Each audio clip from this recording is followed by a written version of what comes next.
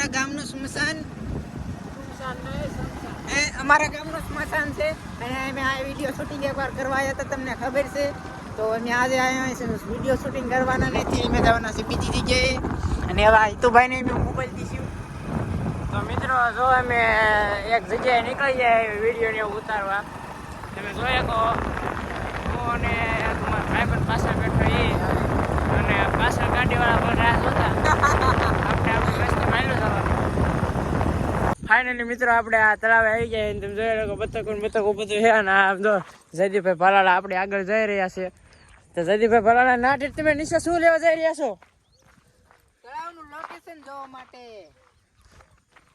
તળાવમાં પાણી એકદમ ચોખ્ખું છે, ડૂબકી મારી જતા નહીં. પાણી તમને દેખાઈ રહ્યું છે.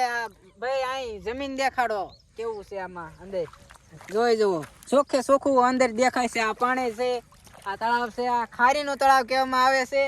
તો તમે જોઈ શકો છો વાદળા થઈ ગયા છે, માવઠું પીડ્યું છે અને તમે વાતાવરણ પણ જોઈ શકો છો એકદમ મસ્ત અને બ્યુટીફુલ છે. અહીંયા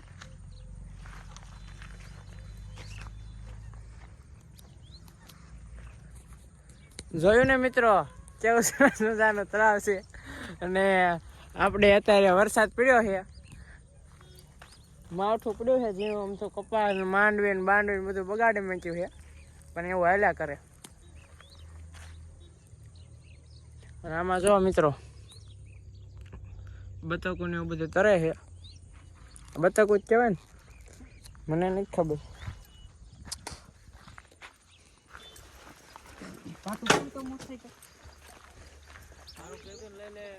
કેબિન વાળા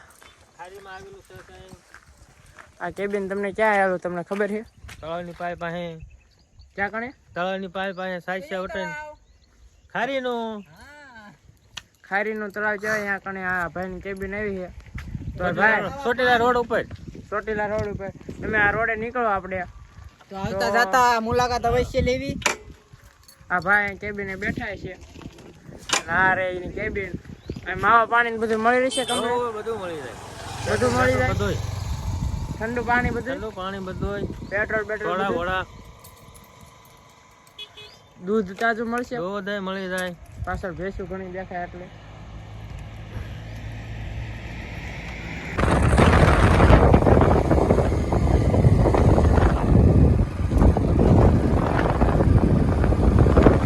પાછો સંગ મળી ગયો છે. તમે જોઈ શકો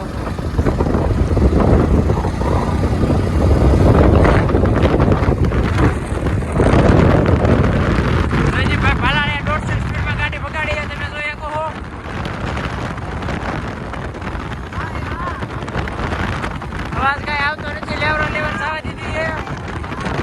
ફાઇનલી મિત્રો નીકળી ગયા.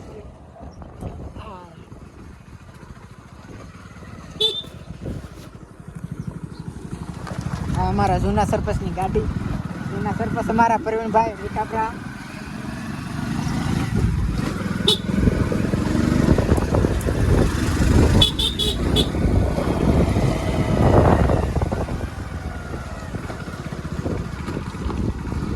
અમારા ગામમાં જો ખાંડો થઈ ગયો.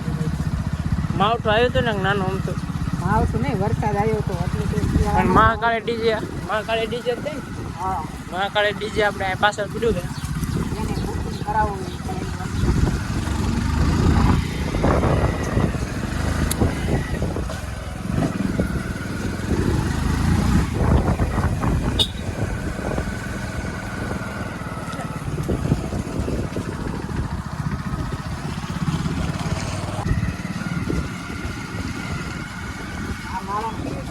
ફૂલ આવતું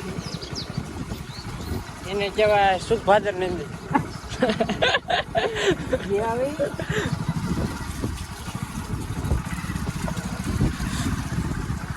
કોણ ના રહી છે?